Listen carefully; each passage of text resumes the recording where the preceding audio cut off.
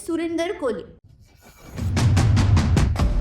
वो शख्स जिसने 19 से ज्यादा मासूम बच्चों के टुकड़े टुकड़े कर दिए थे, वो आज खुले आसमान के नीचे घूम रहा है। आप पूछोगे क्यों? क्योंकि हमारे सुप्रीम कोर्ट ने इसे बाइज्जत बरी किया है। आपके दिल में सवाल आया ना, उसे सीधी फांसी की सजा क्यों नहीं मिली? सुप्रीम कोर्ट ने उसे आजाद क्यों किया? वो कौन सा ऐसा बड़ा लूप होल था जिसकी वजह से 19 कत्ल का आरोपी बाइज्जत बरी हुआ? क्या हमारे देश की पुलिस ने इन्वेस्टिगेशन में बड़ी गलती कर दी या जस्टिस सिस्टम अपने ही लापरवाही का शिकार हो गया? और क्या इसका मतलब ये है कि इंडिया का जस्टिस सिस्टम इतना कमजोर हो चुका है?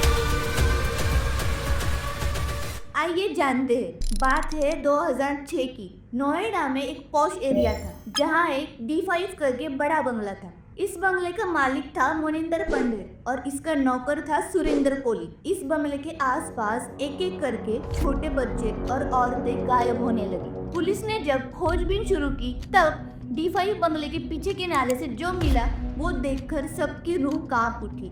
वहाँ पर मिली कंकाल और हड्डियाँ। पूरा देश इस इंसिडेंट से डर गया। मोनिंदर पंडेर और सुरेंद्र कोहली को पकड़ा गया। सुरेंद्र कोहली को निचली अदालतों में फांसी की सजा मिली। सबको लगा चलो इंसाफ हुआ, पर सुप्रीम कोर्ट ने अब इस पूरे मामले को पलट ही दिया।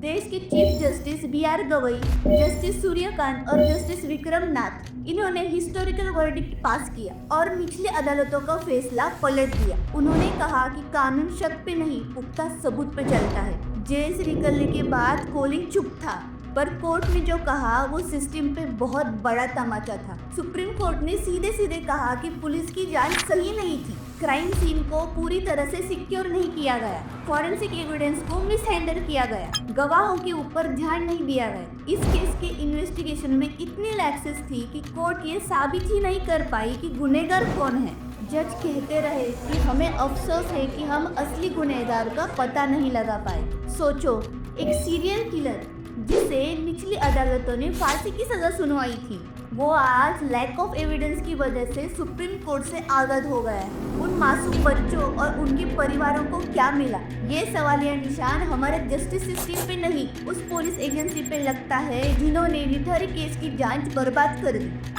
D5 बंगले का मालिक मोनिंदर पंडेर 2023 में ही रिहा हो चुका था। बचा था उसका नौकर सुरेंद्र कोहली, वो भी अब छूट गया है। Reason lack of evidence. ये कहानी हमारे जस्टिस सिस्टम के ऊपर एक गहरा दाग बनकर रहेगी। हमारी जस्टिस सिस्टम करप्शन से भरी है और पॉलिटिक्स एक बड़ा फ्रॉड बन चुका है। तो क्या इस देश में कभी किसी को सच्चा इंसाफ मिल पाएगा? आपको क्या लगता है, इस पूरी कहानी का असली जिम्मेदार कौन है? सुरेंद्र कोहली, पुलिस एजेंसीज या हमारा कानून? आपको ये इन्फॉर्मेटिव वीडियो पसंद आया हो तो इसे लाइक करिए और चैनल को सब्सक्राइब करिए और कमेंट्स में ज़रूर लिखिए कि आपके इस केस के ऊपर थॉट्स क्या है।